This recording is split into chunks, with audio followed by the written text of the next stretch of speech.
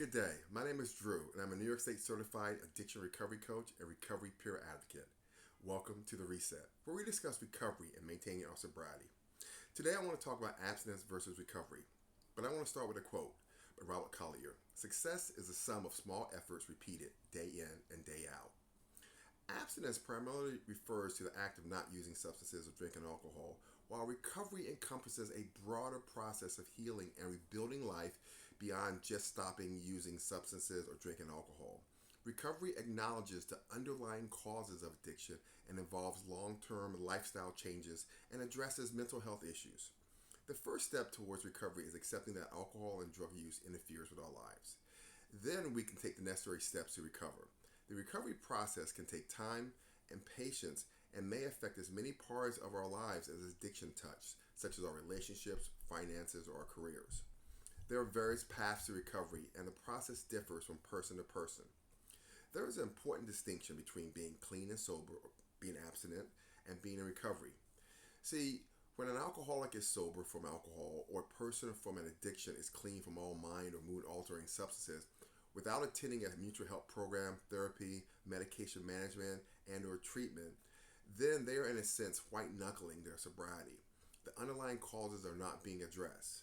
While these individuals may be staying away from alcohol and or drugs by not treating the underlying issues that had either led them to drinking or drugging, real healing cannot take place.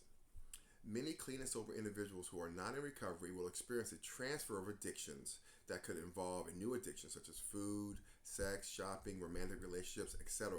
because they have not found a healthy way to fill the void that alcohol and or drugs had satisfied. They may have stopped drinking or drugging, but their life may be exactly the same, leading them to perhaps relapse down the road or just resume a life of unmanageability. An alcoholic or addict who is in recovery is essentially in remission from their addiction. Their addiction is not cured, but is at bay in a way that allows them to be free from the cravings and or mental obsession.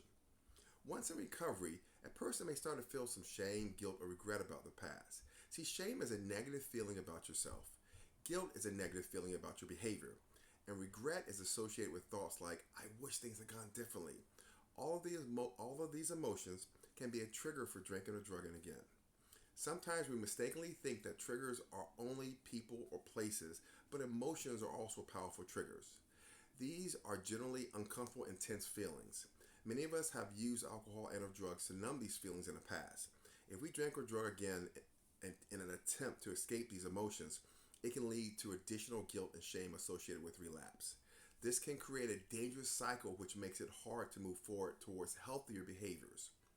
Guilt can be a more productive emotion than shame or regret. Guilt can help us become aware of what we like to change and motivate us to take action. While shame is less helpful and it can be overcome, we can let go of these emotions by exploring where they're coming from, identifying what's really true, and remembering that our past actions don't define us. Letting go of the parts of the past that aren't serving us is the key to moving forward.